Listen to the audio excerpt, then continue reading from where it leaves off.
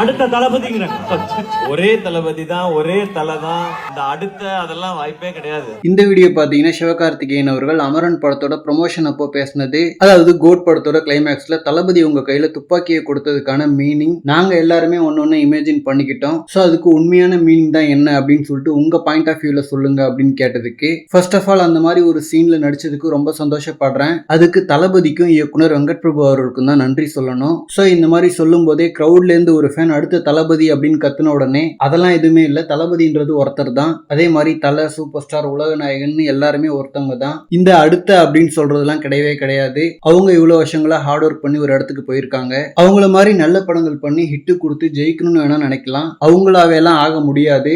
இவங்களோட படங்கள்லாம் பார்த்து தான் நம்ம வளர்ந்ததே அப்படின்ற மாதிரி ஓரளவுக்கு மெச்சூர்டா ஹேண்டில் பண்ணிட்டாரு. ஏன்னா ஒரே தளபதி தான். நல்ல படங்கள் கொடுத்தா தமிழ் சினிமாவுக்கு தளபதி ஈட்டி கொடுத்த மாதிரி ஒரு நல்ல வருமானத்தை ஈட்டி கொடுக்கலாம். அண்ட் கோட்ல அந்த சீனை வச்சதுக்கான மீனிங்குமே, எம்ஜிஆர், ரஜினி அண்ட் தளபதி 3 பேருமே ஒரே பேட்டர்ன்ல கமர்ஷியல் படம் பண்றவங்க. அதாவது இவங்களோட படத்துல என்டர்டைன்மெண்ட் கேரண்டியா இருக்கும். அண்ட் ஆல்சோ குழந்தைங்கள்ல இருந்து பெரியவங்க வரைக்கும் படம் பார்க்க வருவாங்க. சோ அடுத்த ஜெனரேஷன்ல இவங்க பேட்டர்னை ஃபாலோ பண்ற ஒரு ஹீரோ சிவகார்த்திகேயன் அவர்கள். ஏன்னா தளபதிக்கு அடுத்த ஜெனரேஷன்ல கிட்ஸ் ஃபாலோயிங் வந்த ஒரு ஹீரோனா அது சிவகார்த்திகேயன் அவர்கள் தான். இதை வந்து தளபதியே அவார்ட் ஃபங்க்ஷன்ல மென்ஷன் பண்ணியிருக்காரு. சோ நான் அரசியலுக்கு போறதால நீங்க இந்த மாதிரி என்டர்டைன்மெண்ட் படங்களை கண்டினியூவா பண்ணுங்க அப்படின்னு பெருந்தன்மையா துப்பாக்கியை கொடுத்தது தான். அதுவும் தளபதி தமிழ் சினிமா விட்டு போறதால ஒரு வருஷத்துக்கு 500 கோடி to 1000 கோடி லாஸ்.